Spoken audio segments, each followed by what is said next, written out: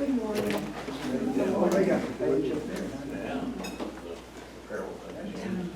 Morning, gang. Hey, Tucker. Okay, so Dennis and Laura are out of town. You gotta put up with me this morning. So I will be merciful and keep it brief. Mainly because I have not had a chance really to go through the tapestry, but the fall is upon us. We're at that time of year. And even if we don't have, school-age children ourselves, it's a big turnover in the church calendar. So there are various things going on there, not the least of which for Patty and me at least, and Floyd's and maybe a few others.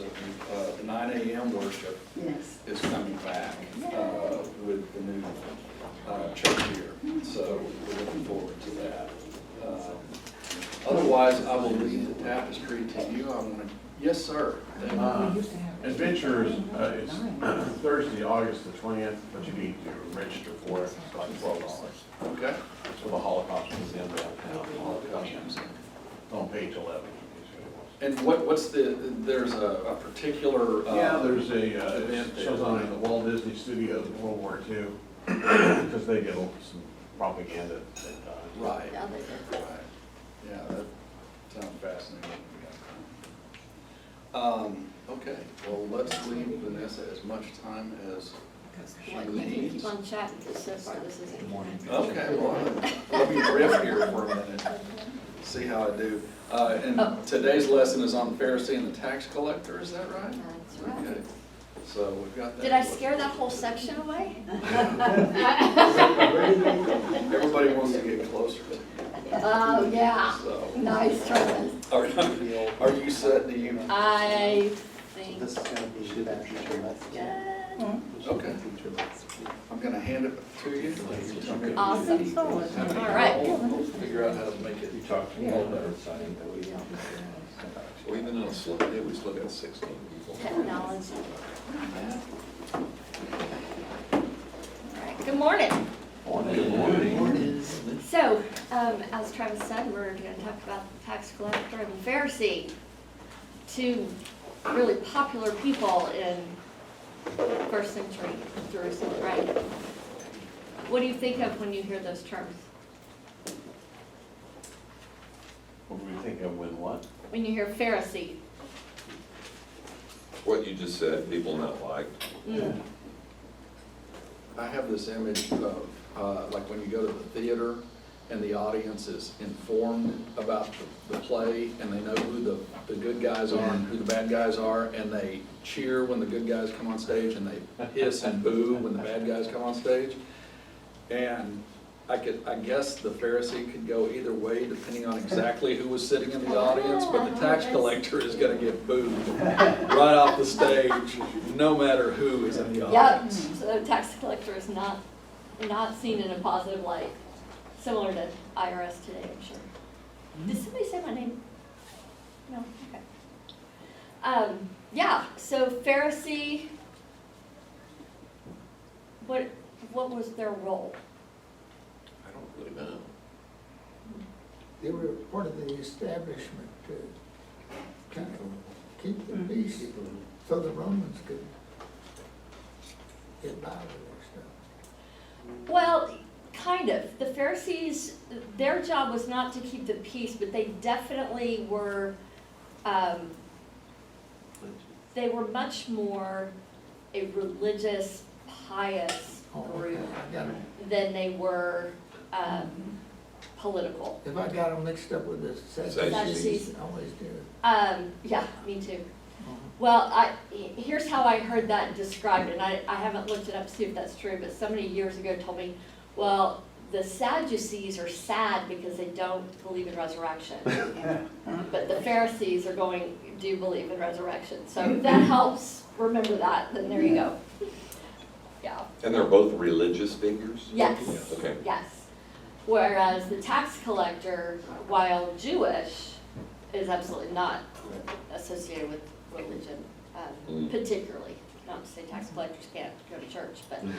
I think of the Pharisees as sort of imposing and judging under Mosaic law as they see it. From the top down, they are going to impose on the people the laws of Moses. Okay, so they kind of set the interpretation of the rules, and then they make sure that they're followed? Yeah, they Okay, interpret and enforcers. enforce. Yeah. Okay, so if shunning were a thing, it would be the Pharisees that would say, you sin, you're out of here. They're probably like the Supreme Court Ah, equivalent, you know? Okay. Aren't they the You ones- could probably get shunned at a lower level, but if they shun you, then you're out. yeah, yeah. Aren't they the ones that If, usually, go ahead. I was just gonna say, if we weren't Baptists, we might understand that more, because we have a hierarchy above us. Yeah. But since we don't have Good a point. hierarchy, we don't have to worry about that. Good point, yeah. But we still do it too. You know? Thank you, Yeah. thank All the you. way down to the individual. As one who Right. didn't grow up Baptist, I I grew hear up people Baptist, but- talk about, oh, we don't have a hierarchy, and I'm like, really? From my world, from Prestonwood. Yeah, Yeah, oh, we have a yeah, hierarchy. you definitely have a hierarchy. Yeah. Well, and I think even with the Southern Baptist Association, there's a hierarchy, Very much so. from what I can tell. Mhm. Well, let's take a look at the actual text, and then we'll dive in and dissect it a little bit. So we're gonna start with Luke 18, verse 9, down through 14. To some who were confident of their own righteousness and looked down on everyone else, Jesus told this parable. 2 men went up to the temple to pray, one a Pharisee and the other a tax collector.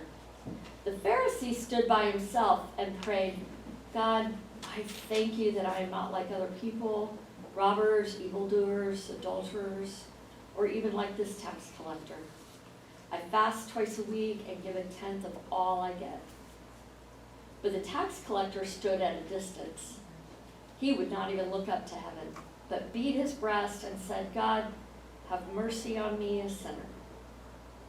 I tell you that this man, rather than the other, went home justified before God. For all those who exalt themselves will be humbled, and those who humble themselves will be exalted. So as you hear that story, what jumps out at you as the message? What is the author of Luke trying to get across to us? Practice humility. Okay?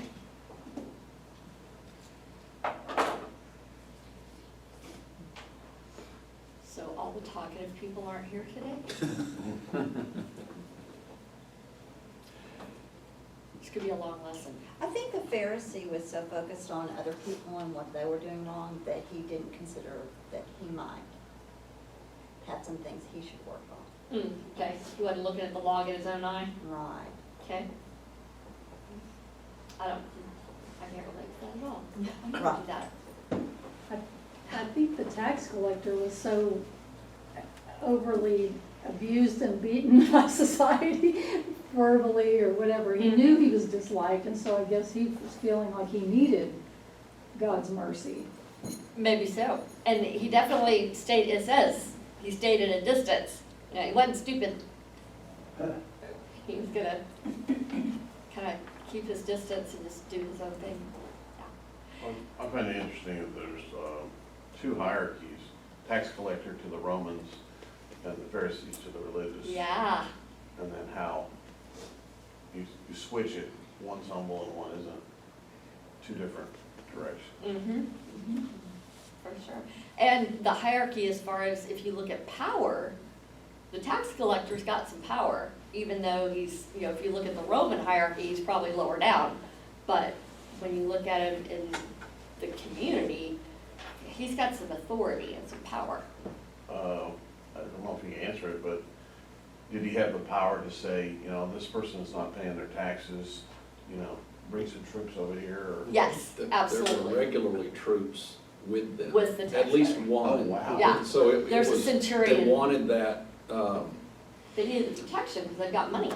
yeah, and they also wanted, the Romans at least, I don't know if the tax collectors, did as well, but the Romans wanted to instill fear and, Intimidation. yeah, and thank you, that's the word I was looking for. They're trying to intimidate as a matter of principle. Selling protection. Exactly, that's basically what it was. I wish I Sorry. had, no, you're good. My husband will tell you that I am not a planner. But if I had been a planner, I would have asked for a TV to be here and shown you this, the scene from, Sopranos. Nope, The Chosen? The Chosen, Yeah. thank you. Have any of y'all seen it? Clearly you have, Patrick. Mm. I adore the way they have interpreted Matthew, the tax collector. He's portrayed as if he's on the autistic spectrum, which makes so much sense for a tax collector. And he very much is hated and ridiculed and spit upon. He has to, in order to get a ride from his house, which is a very nice house because he's very wealthy, to his office where he collects the taxes, he has to hide in a cart as they transport him. And the guy that transports him is Jewish, but he doesn't want anybody to know who he's got in the cart. So he has to hide under the covers so that he can get there safely. And then he's met by a centurion who actually has kind of a soft spot for him.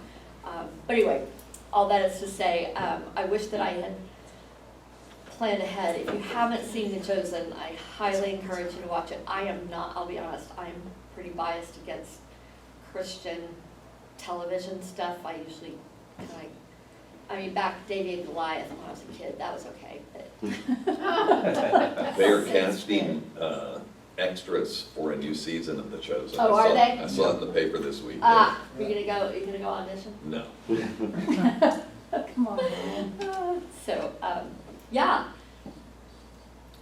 So, there's not a lot of complexity to this passage as we read it in our English translation, Okay. right? It's pretty straightforward. You know, you got two guys walking in, one's good, one's bad. And that's kind of how we think of it, and it's how we approach people. And we're neurologically wired to do that. Our brains are neurologically wired to be able to sense signals of danger and signals of safety. But we come by that for millennia. From cave people days, we need to know what's dangerous and what's not. The problem with that then becomes when we get too rigid in that and decide who's in and who's out, who's good and who's bad. And particularly if we remove the action, if we don't separate the action from the person. So when we look at the tax collector, his identity is in his job. If we label him that way, then instantly he's a bad man from a Jewish perspective, because he's the one that's collaborating with the overtakers, the ones who have invaded, who are ruling over, and he must be a bad guy to even take on that role. The Pharisee, on the other hand, he was a leader in the temple.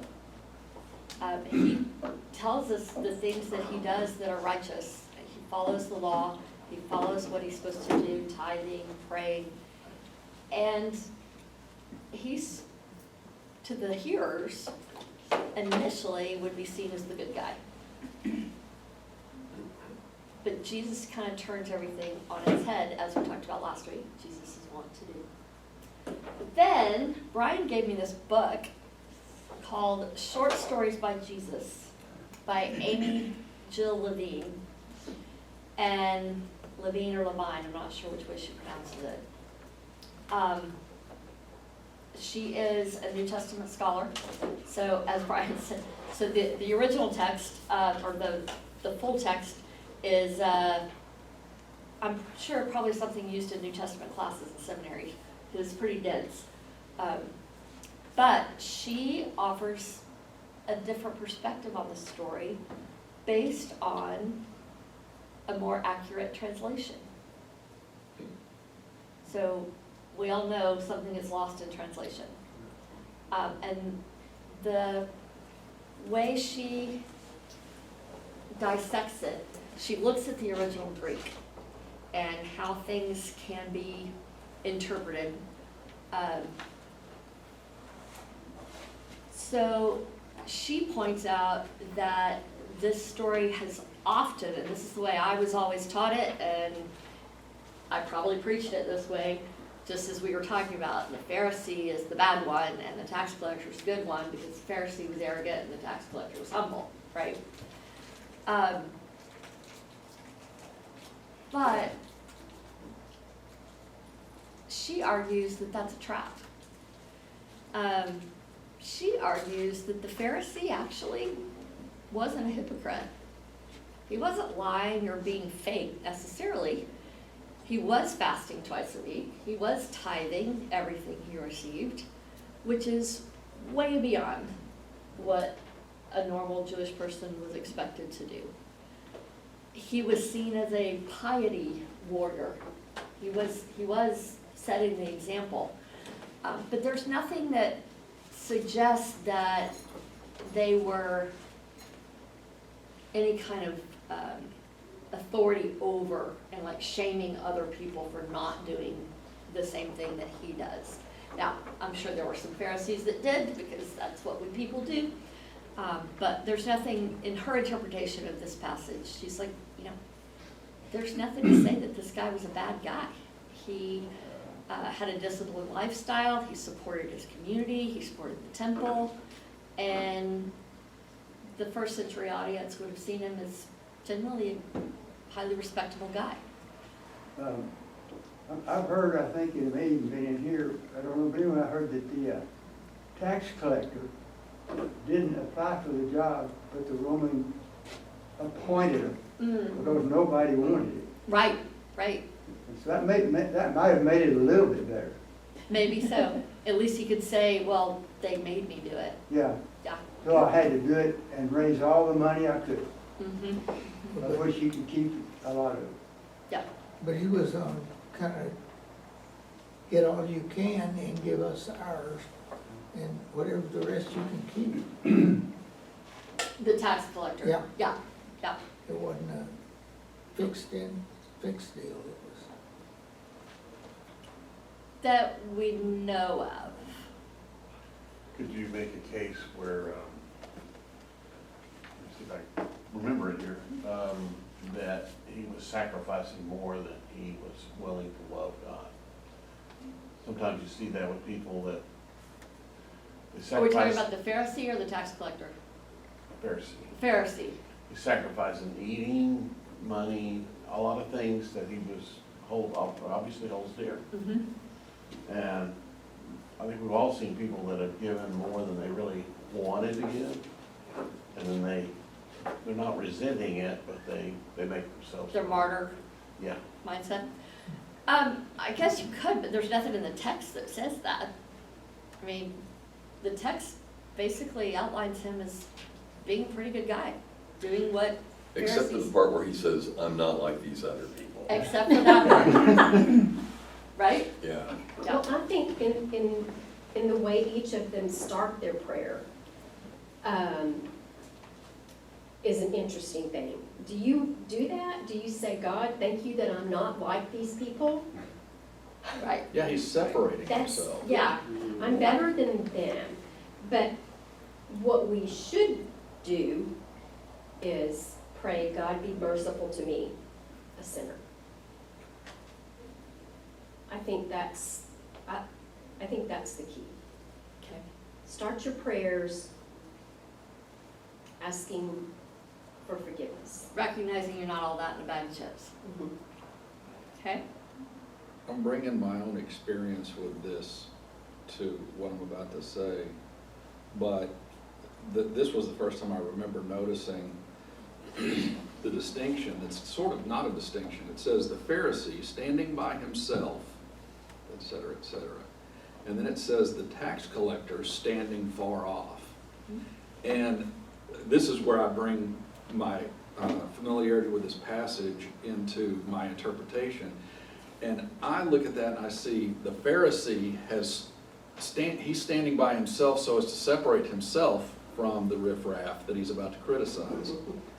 Whereas the tax collector, being the humble person that he is, and maybe that's hard-won humility from being despised by your fellow Jews, but he stands far off, as if either he feels ostracized or he doesn't want to impose himself on people that he knows hates him. But it's the same thing. They're at a distance from the rest of them. But for different reasons. Yeah, exactly. Polar opposite reasons. Do we know that? No, we don't at all. Yeah. This is Because what I recognized when I read that, kind of the same mindset, and then I realized, oh, no, wait, I'm putting the story of a different Pharisee on this story. The guy that came in and prayed loudly so everyone would pay attention and know how wonderful he I thought was. that was the story. No. No, okay. It's not. And so I was like, oh, wait. That was about, I think it's the widow. And she gave her last mite, but the Jewish leader was praying, and Jesus says, go in your closet, pray in your closet, right? But that's not this story. And I realized I was mixing those two Jewish guys. All right, so. They wouldn't overtly appear as behaving differently Right, in the synagogue. right. They're both standing apart, they're quietly They're saying, doing their own thinking whatever thing, they're thinking. not trying to draw attention to themselves, not trying to make a big deal. That's what Levine argues. She says that he's not being fake, and that he really is disciplined in his lifestyle and respected by the community. The tax collector, though, is still a problem. He is not a misunderstood outcast. He is a collaborator with Roman oppressors, and he exhorts his neighbors. He takes advantage of them. But And- what does she say about Jesus's conclusion? It's not necessarily. We're not there yet. We're getting there. I still got a good half hour to go before Oh, we get to okay. that. So she points out that, yes, he begs for mercy, but he doesn't promise restitution. He doesn't offer to give the Jewish people he's cheated back their money. He doesn't offer to quit his job. He is still part of the system that keeps people oppressed. So she goes a little, some would argue, off the deep end, and points out that, see, I think it's in verse 18. No, it's not 18. Where is it?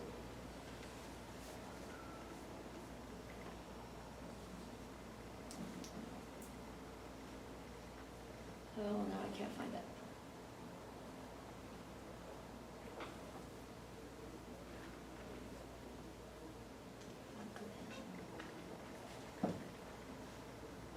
Oh, here we go, 14. I tell you that this man, rather than that one, went home justified. So she points out that the original Greek, and I am not a Greek scholar, I'm just going off of what I read.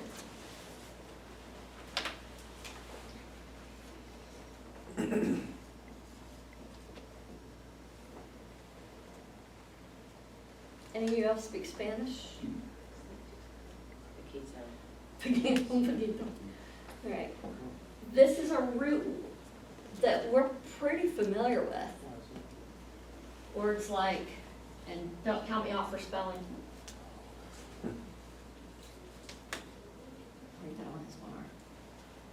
right? Parallel. Paralegal, parachute.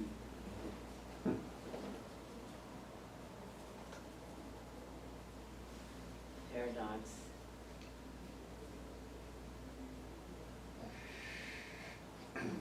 So if you look at para in these words, does it mean rather than? That means alongside. It means, yeah, Yes. adjacent or sort of like, or. Exactly. That's the Greek word that's used, that is translated in English to rather than. When she argues, wait, it's supposed to be alongside. Oh. So how does that change your perception of the story? They're equal. Well, it's a more merciful God. It instantly takes away their equal, the us them. Right? If the Pharisee and the tax collector are alongside one another, they both pray, they both are in the temple doing what good Jews are supposed to be doing, and they both are restored. She said it can also be translated alongside, but also because of. So if it's translated because of, that adds a whole nother layer to it. That wouldn't make sense to me. The man went home justified because of the other man. Alongside seems to make more sense. Okay. Have you ever changed your behavior because you witnessed someone else doing something? Because of. But he couldn't hear what the man was thinking. Absolutely. So I'm not arguing Yeah. it's definitive, but I'm saying I can see, if a tax collector comes in and he's been ostracized and shamed and guilty of all the things that we think he's guilty of, and he witnesses a Pharisee who is more than likely in priestly robes, in praying and doing what he's supposed to do. And it's not like he just walked in and saw this guy for the first time. This is a leader of the community. He knows them. Sorry. So he's probably been watching this guy for his whole life. And maybe he was influenced by his behavior. But so then what's the moral of the story? Uh, According to Does that because of tie into the fact that the tax collector was appointed?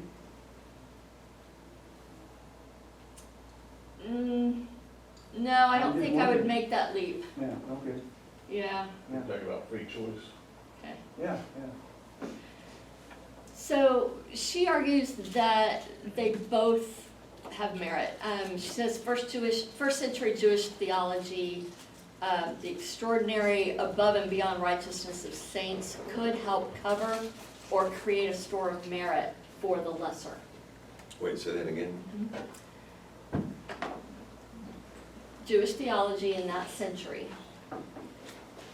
there was a mindset that the extraordinary, somebody who did something above and beyond a saint, the Pharisee, that could help cover or kind of put a credit in the bank balance, if you will, that from which the tax collector could draw.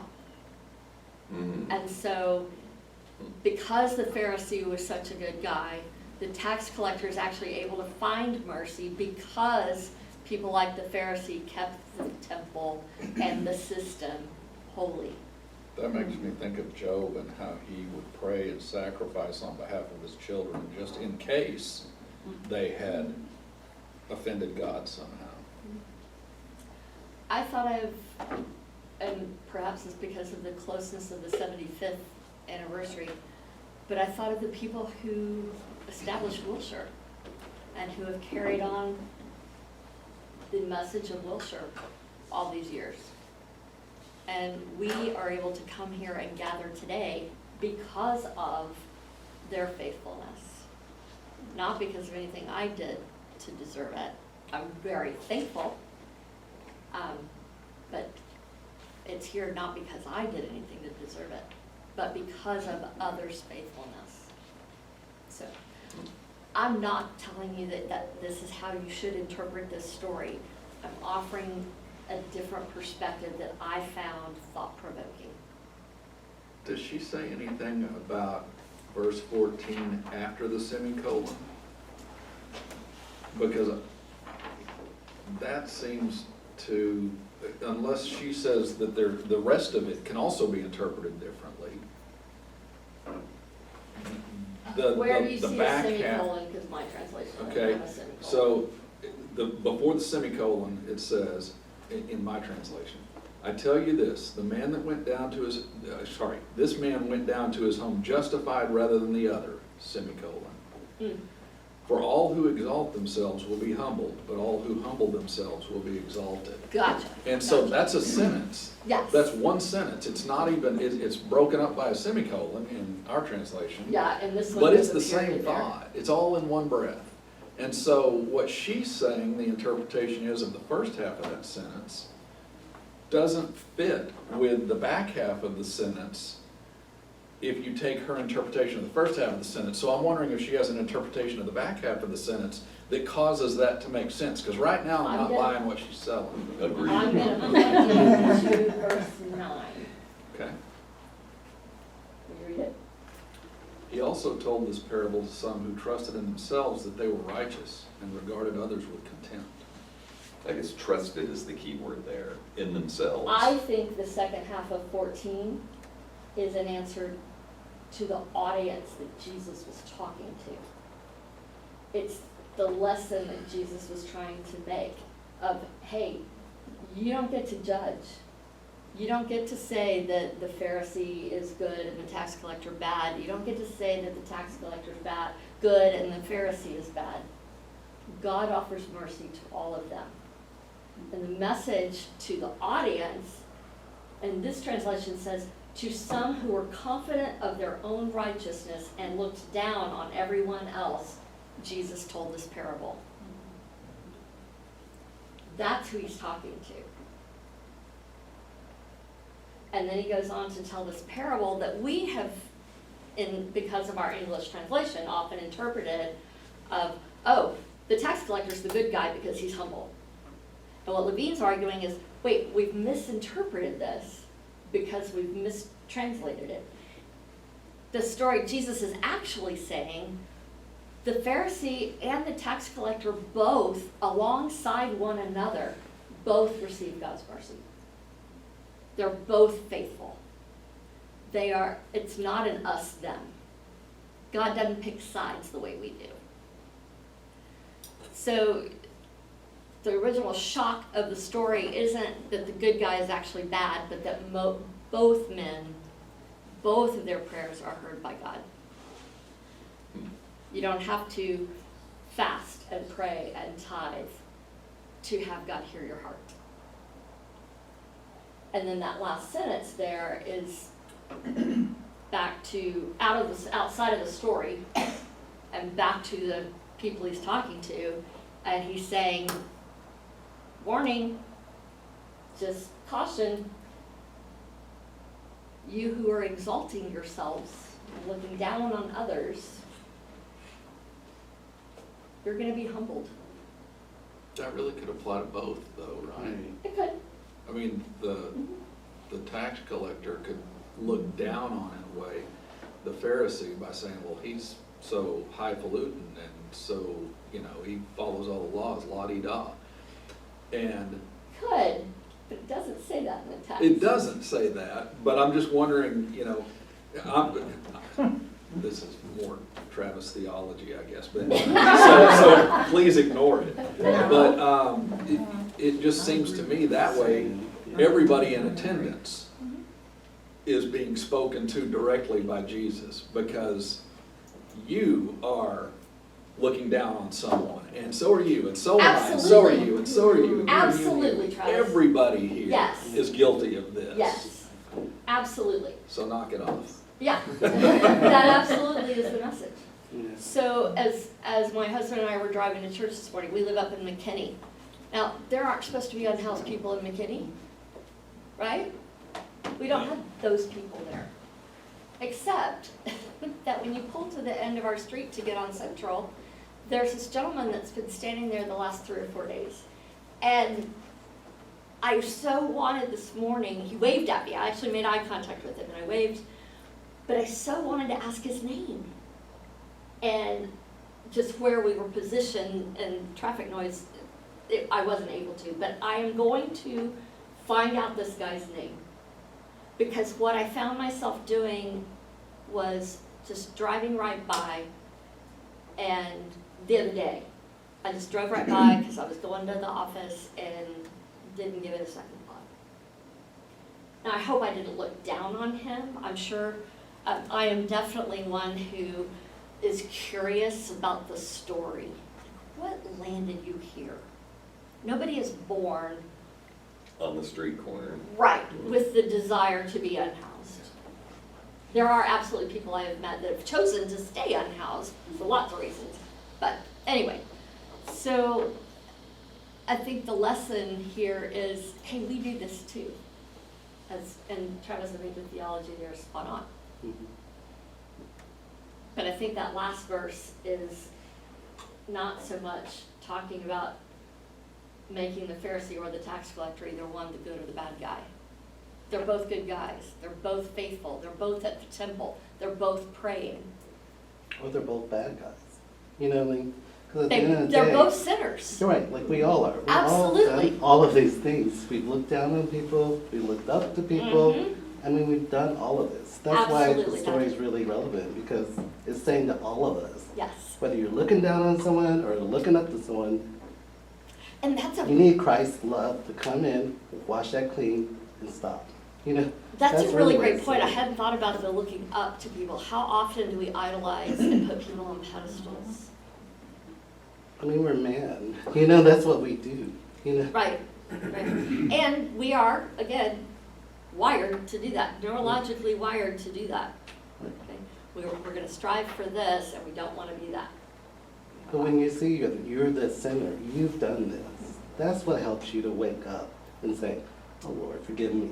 I need your love to not look down, not look up, not favoritism. You know, but you Yes. can't really do that unless He shows you, you know. Right, right. So the other phrase that she talks about with the Greek that kind of takes us out of the traditional view is verse 11. And I'm going to ask Travis, what translation do you have? This is NRSV. Great, could you read verse 11 for us, please? The Pharisee, standing by himself, was praying thus: God, I thank you that I am not like other people, thieves, rogues, adulterers, or even like this tax collector. Boy, that's harsh. Yeah, right, right. The praying by himself or with himself is the other phrase that she pulls out. And she argues that some translations say pray to himself or about himself. And when we hear that, we think, he's being arrogant. Look at me, thank goodness I'm not like other people. It's harsh. But she's arguing, instead of pray to himself, that it could simply mean praying by himself or silently in a crowded temple. So again, he's not the guy on the street corner that's bawdy and praying out loud and trying to shame other people into following. He's just doing his thing. He's a pious man. He's coming to the temple to worship. He's doing his ritual prayers. He's praying by himself. That's her interpretation though. Absolutely. That's her translation of the Greek.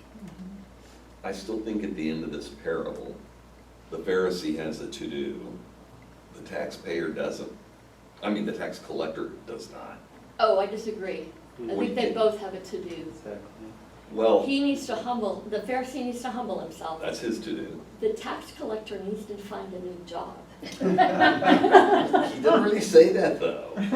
He says, you will be exalted, but he doesn't really say change what you're doing. No, but his sin, he confesses, have mercy on me. Okay. But if we're confessing, then we're called to repent. You know, forgive me for this, but I'm gonna keep on doing it. Right? But It kind says of like that. Don said, we don't know from this passage if he was instructed to do this. Oh, by- if he was forced by the Romans to do Yes. it, true, Right. absolutely. And so that changes how we look at him. Yep, Hmm. yep. What if I'm stuck on the back half of verse 14, I guess. So all who exalt themselves, everybody does that. All who humble themselves, everybody does that too. Everybody is overly self-critical, I think. Well, maybe we're the Well, narcissists exception. neurologically are unable to do that. Okay, fair enough. Some who are neurologically exempted from that. No, I didn't say that. He's still a sinner. I'm just saying he doesn't have insight. But I'm thinking, okay, if you, let's look at the Pharisee generously here, which is not how I'm accustomed to looking at this. So Right. I'm in water that I'm uncharted territory here for myself. The Pharisee has humbled himself. The Pharisee has humbled himself by giving a tenth of his, he's being, He's fasting. He's doing what he's praying, told. He's doing what he's supposed to do. he is answering to his higher power, Right. all our higher power. He's fasted, he's done the things that reflect humility. And he's not being especially humble in the moment, maybe, but that's him being both exalting himself and humbling himself, just like we all do, We all do. more or less. Maybe I'm overgeneralizing. Yeah. I don't know, I know, sorry, that's that's probably just a true, stray but- thought that, for whatever reason, I felt Yeah. the need to voice. And I think that that's where ultimately living comes to rest, which is, we've all sinned and fallen short. And God has mercy on all of us. And we still, even though we know we've sinned and fallen short, we're still called to try to follow the way. We don't just throw up our hands and say, what's the point of even trying if there's no way for me to be faithful? And she's saying, no. We all continue to try to follow Jesus. We continue to try to do what we're called to do. And when we don't humble ourselves, when we exalt ourselves, we need to call ourselves into account to God and pray for that forgiveness. And I would argue, and when we think less of ourselves, the same is true. There's a Jewish midrash. Woody and I took a class with the temple that Wilshire's so closely aligned with. Is it Temple of Emmanuel? So there were 6 of us from Wilshire and 6 from the temple. And it was, I forget how many we studied. This was a couple years ago. The one takeaway that really resonated with me and convicted me was know more than your place, no less than your space. Now, as a woman who is constantly told you're too much, you're taking up too much space, that really meant something to me. We are called to take up our space. In other words, be who God created us to be. We are not called to dim our lights. We are called to put ourselves out there. We're called to do what we can. We're called to speak what God lays on our hearts. So what's the expression again? No more than your place, no less than your space. Okay. And for women, for many women, particularly in evangelical and Southern Baptist churches, I think that's a gospel message of good news.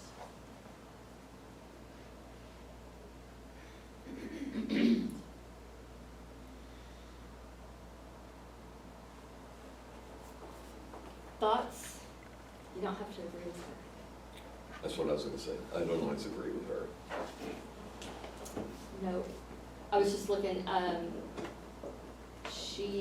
there's a leader guide that goes with this, and since that's all I had prepared, and, I was looking to see if there's any questions we hadn't.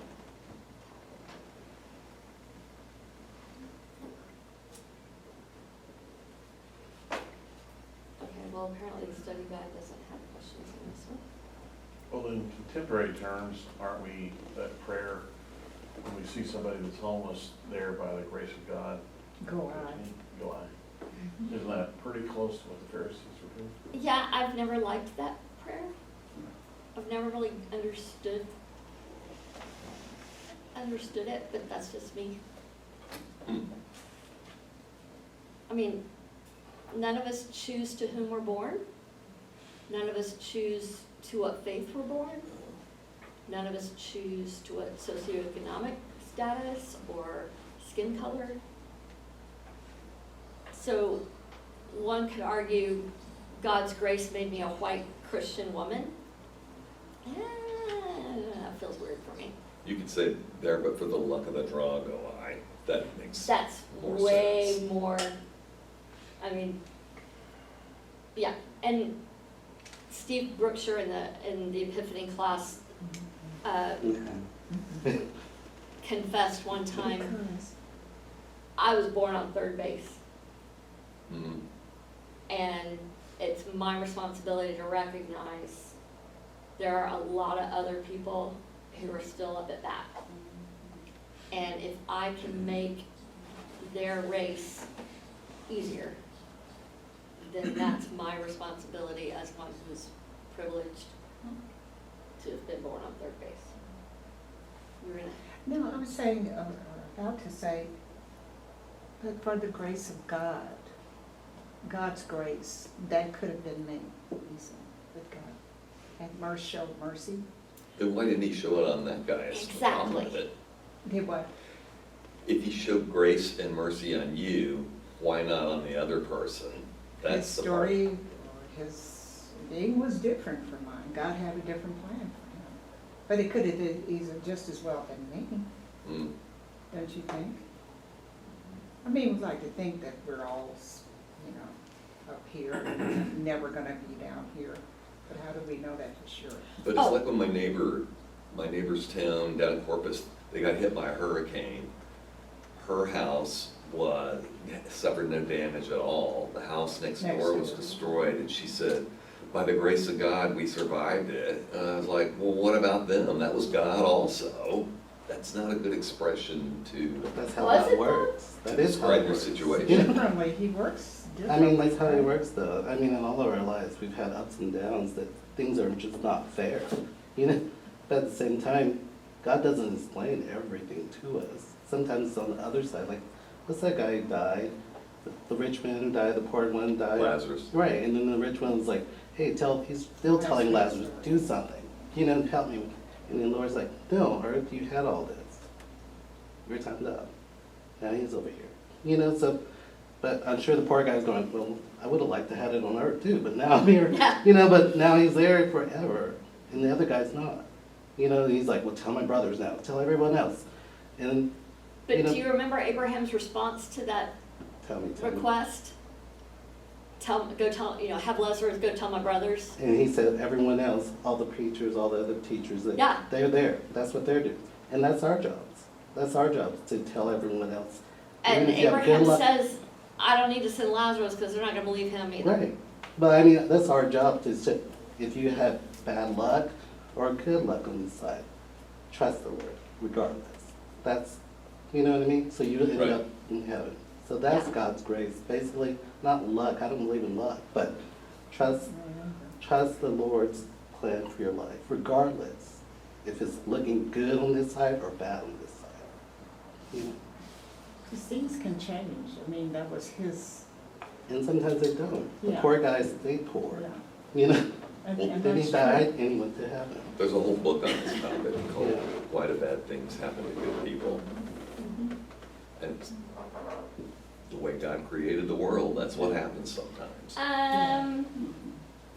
That's not how God created the world. God created the world so that all would have all that they needed. Humans messed it up. They didn't mess up, they didn't invent hurricanes though. No. Travis is calling time. Yeah, at this time. Well, We get into the good stuff right at the end. Thank you. Thank y'all, I'll see you again next week. in case you don't already miss Dennis a lot, I didn't manage to get the prayer book. So he does a better job with these things than I do. Well, he also does it every week, Travis. Well, you know.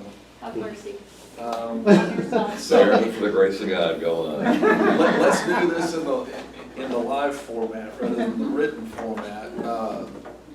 Prayer requests, praises, anything that we need to I got take to the one. Lord before we leave. My best friend from Lake Highlands from 50-something years, her son in Lubbock was coming in next weekend to tell them that she was gonna be a grandmother. Hmm. So she's 4.5 pregnant, and then last night she texted me that they called and her water broke early, and the doctors, he's a physician also, and they said that the baby's heart was beating, but the lungs would not, you know, so that's sad enough, but then because of the state and the laws, they have to make a decision. They can't induce labor because of the laws, so the ethics committee of the hospital has to, if they can do a late term abortion, so it's just Oh my it's a sad gosh. story, yeah. Help me put that into words I can write down so Just that. pray for Dale's the praying. Nesbitt family, Nesbitt. our Kellen Nesbitt and wife. Mm. It was just, and she didn't even know, she goes, I could have been I was gonna be a grandmother, that's why they were put in. And then dealing with the law and all that. And that is why my niece moved to Michigan. Yeah, And thank God she did, yeah. by the grace of God, if you wanna say that. The luck of the draw. Because, yeah, because she had a baby at 27 weeks. Yeah. But they That know, is still in the ICU. wow. Linda? On behalf of Diana Early, just continue to pray for her dad. He still has a hole in his lung that they were expecting to get smaller on its own. This is following a lung surgery. And if it doesn't get smaller, they may need to have to go back in and do surgery. So he started out with a lung infection and pneumonia. He's been in the hospital for over a week, and he's now out of ICU in a regular room, but, you know, he's a frustrated patient. He's not a very good patient. He doesn't want Is to be Diane there? And Diana and her mom are trying to, you know, hold down the fort, keep him under control, you know. He needs prayers for healing and whatever's next, but they need prayers for patience and empathy and, you know, those things. Deborah? Mine is more general, for the children and teachers that are going back to school now. And I need all the prayer I can get. This day and time. Yes, I said teachers. Absolutely.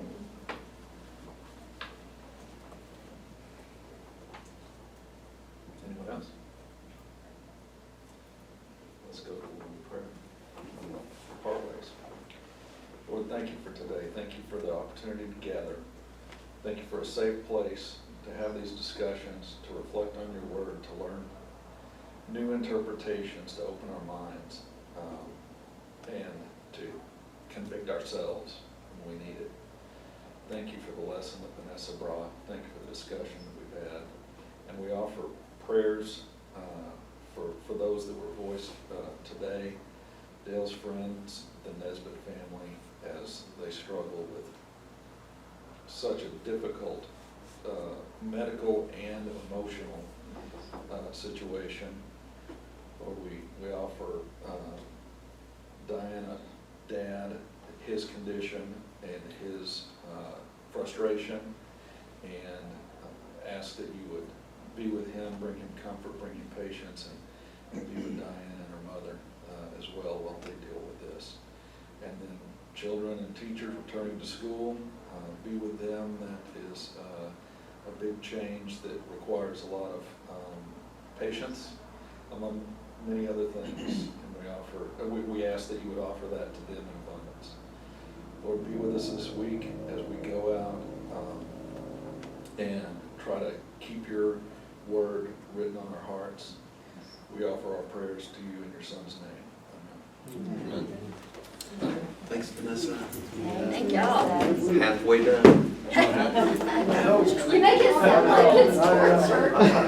That's because I'm thinking of my four PT lessons. It's like, I remember back in the younger.